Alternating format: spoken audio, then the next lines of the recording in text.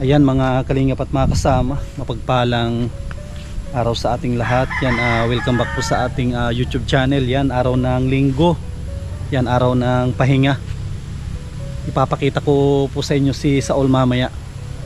Pakakainin po natin siya, tapos paliliguan at ililibot natin siya dito. Yan, para hindi po siya maboring. Yan, tapos ito din po. Yan, mga hapon ay magtatanim din tayo dito ng mga gulay. Yan po. Ang ganda po magtanim dito, lalo na nalinisan na po natin. Yan, grabe, ang sarap ng simoy ng hangin. Sariwa. Tapos linggo, pahinga. Mga kasama, oh. Yan po yung papunta kay JP. Yan, tara po. Pan muna natin. Paliguan natin si Saul pagkatapos natin pakainin. Unang gawin natin ay linisan. Linisan po natin yung kanyang bahay.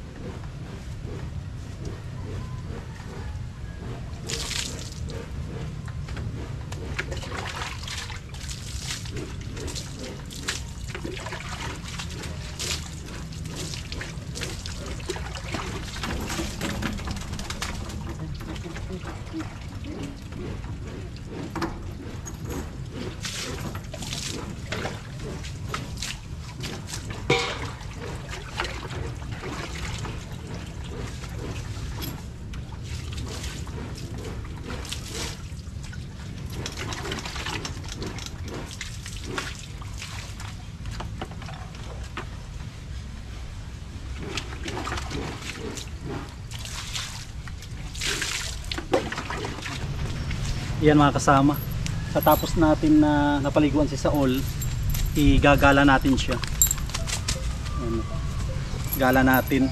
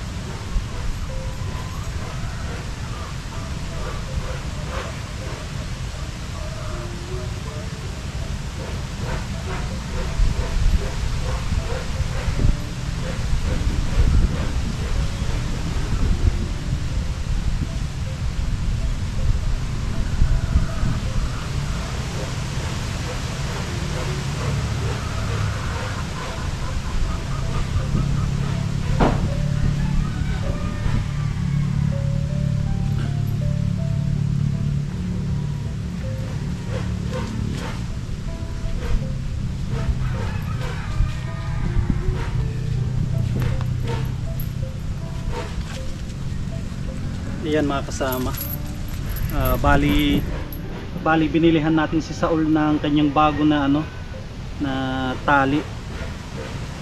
Bumili po tayo ng stainless po ito, yung nakakabit sa kanyang leeg, stainless po yan. Kasi si Saul po ay po ito, sobrang lakas. Tapos ang lahi ng aso na ito ay Doberman. Hindi siya tulad ng mga pangkaraniwan na aso na ano lang po, yung parang hindi mahirap alagaan. Pero ito medyo mahirap po ito. Kailangan mo talaga ng yung unang-una yung kulungan nila dapat ay safety, kasi pwede silang makadisgrasya pag nakawala. Yan. At napakalakas na aso nito. Hindi tulad ng mga ibang aso na madali lang alagaan, itali mo lang, okay na. Ito kailangan talaga bigyan mo siya ng vitamins, tapos pagkain, dog food. Yan po. Tignan po ninyo yung ginamit natin na kadena, yung kapal. Yan po. Kahit nakakulong siya, mayroon pa rin siyang kadena for safety na rin, kasi delikado. Napakalakas ng aso na to.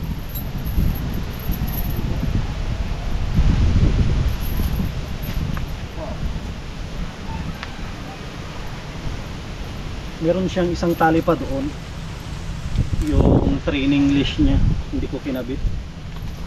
Kasi pag ganito yung gamit natin, malaya siyang gumalaw. Pero yung training leash, malilimitan yung kanyang galaw. Ito hindi pwede.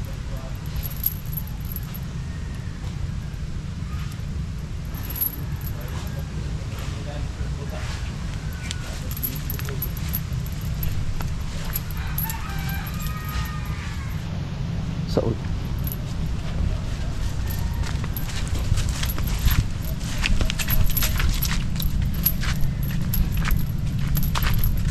Grabe oh, sobrang sobrang lakas. Come here. Grabe oh. Tapos tignan nyo po yung kanyang katawan. Grabe yung katawan niya oh. Ay grabe, ay grabe. Alak.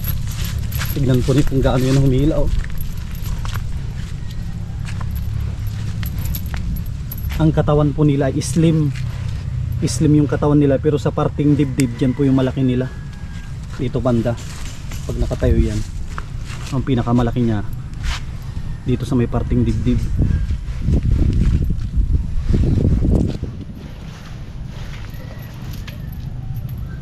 Yan po, hindi tayo makatawid dyan. Dyan po yung papunta kina ano, kina JP.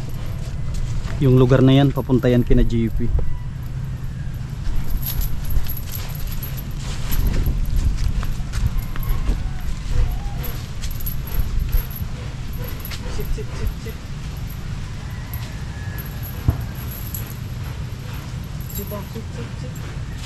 Sit. Yes, sit. Yes. Good boy. Sit. Yes, good boy. Stay.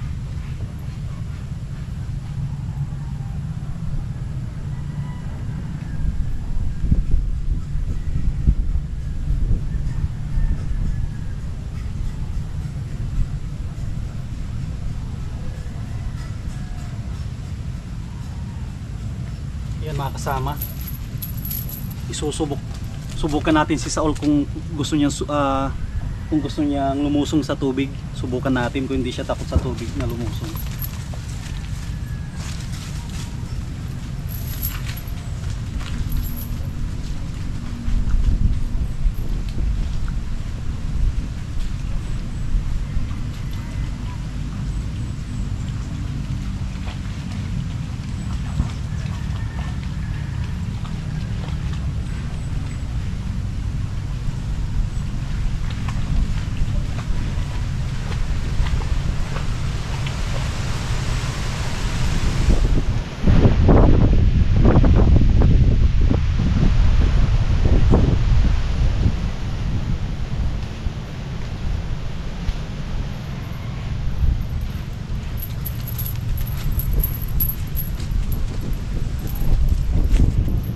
Tayo mga kasama, dalhin natin si Saul dito sa tubig, i-trainin natin siya na hindi siya takot sa tubig na lumusong. Grabe, parang matutumba tayo kapag humihila siya. Hindi kasi ito yung training leash, pero yung training leash kaya ko siyang i-control, malimitan ko yung kanyang galaw, kaso ito hindi pwede.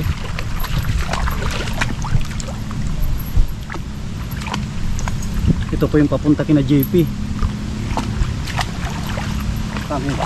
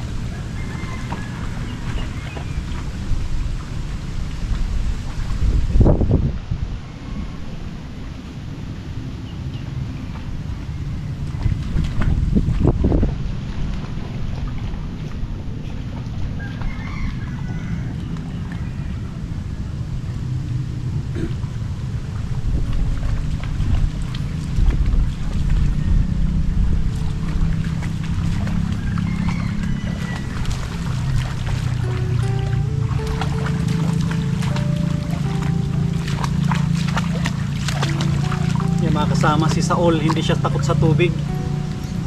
Hindi po siya takot. Iiko na rin po natin. Ibalik na natin sa kanyang kulungan. Ay grabe. Yan, tara mga kasama, ibalik na natin si Saul. Yan, sa mga naghahanap kay Saul, yan po. Ito po yung galing kay Kalingap Rob.